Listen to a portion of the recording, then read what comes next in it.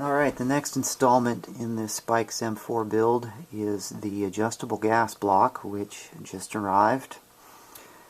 This is a Spikes Tactical adjustable gas block, and it comes in this bag like so. I'll take these items out and take a look at it.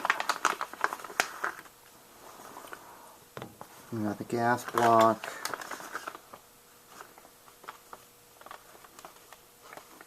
We have the instructions.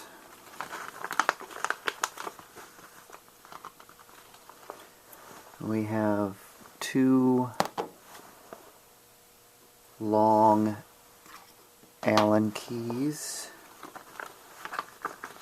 And I'm going to leave these in the bag, but there are two roll pins in the bag. I'm going to leave them in there because they're small and I don't want to lose them. Wouldn't be the first time I lost a roll pin.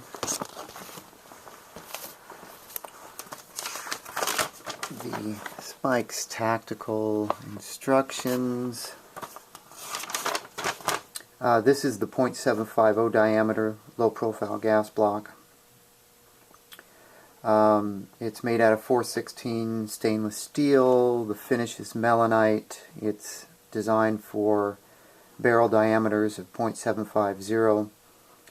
They also have this same adjustable gas block available for barrels that have a .650 diameter. The weight is 1.72 ounces, the length is 1 inch, height 1.342 inches, width 0.904 inches. The attachment uses set screws on the bottom of the block. The adjustments are on the front of the block. And it says the manufacturer is SYRAC, S-Y-R-A-C, Ordnance Incorporated. So that's, aside from specifics on how to adjust it, I won't read the rest of it. Now, most of you have probably seen, let me make sure you guys can see this here, get enough light. We've got some silver set screws on the bottom, and what you have on the front is another silver set screw, and hopefully you can see that. There's a black plunger. Now, what differentiates this gas block from a lot of other adjustable gas blocks is you do not need to use Loctite or anything like that to lock the screw down. This black right here, this is a plunger, and when you depress the plunger you can turn this silver set screw. So according to Spike's instructions, they give you two of these because one is to adjust the screw, and the other, I guess you're supposed to use it to press the plunger down. Now this is definitely not an optimum tool to be depressing that plunger. Something small and flat that you can get through the side of your rail, assuming that you mount this underneath your rail, your handguard. You would need to maybe a flat-headed screwdriver or some other type of flat plastic tool. You can push that in, and when it's pushed in you can adjust the screw. When you let out on it, the screw no longer moves. It moves just a tad bit and then the plunger pops back out, and then once it pops out the screw is not moving, it's set. That feature makes this pretty unique. The other gas blocks I've seen, they have a set screw that you have to unscrew, and then you can adjust the gas block, and then you have to screw in the set screw, and they recommend that you put Loctite on the set screw so it doesn't back itself out. This is a very nice design. This is my first adjustable gas block, so I did do some research on what is available in the marketplace, this was the most appealing to me design-wise. Once I get the rifle adjusted and this adjusted, I don't have to worry about this screw moving any.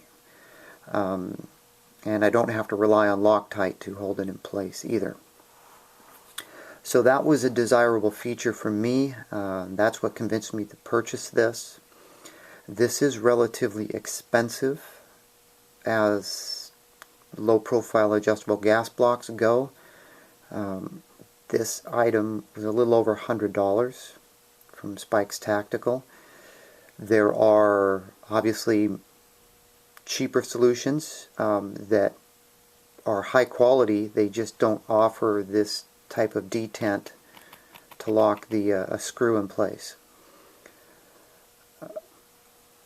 Some of the others are made by, I think Yankee Hill has one and Seekins Precision has one, and they're all roughly, I don't know, $50, $60, something like that.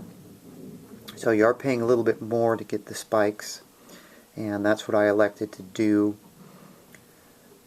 If you do plan on using one of these underneath your handguard, assuming you're running a handguard that goes over this, the one thing nice about this is both of these, the detent and the screw, are both designed to be accessed from the front of the rifle.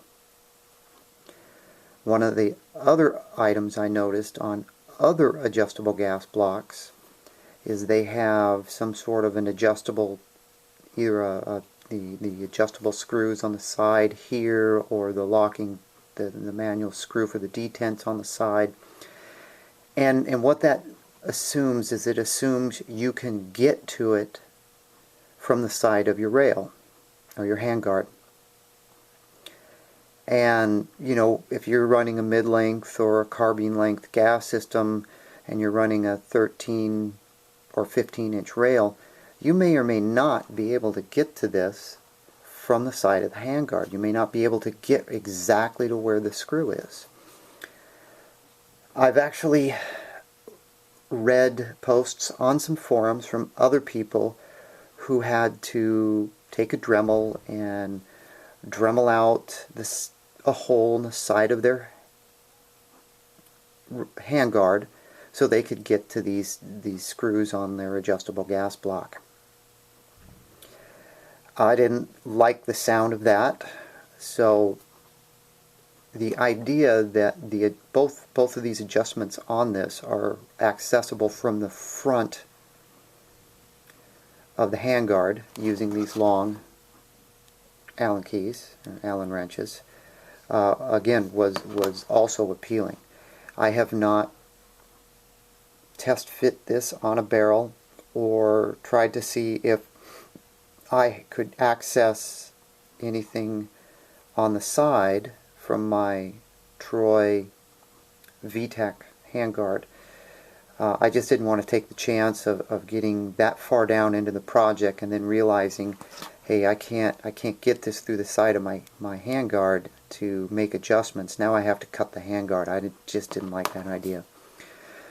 That's just some of my logic on why I paid a little bit more money to get this one. So there we go.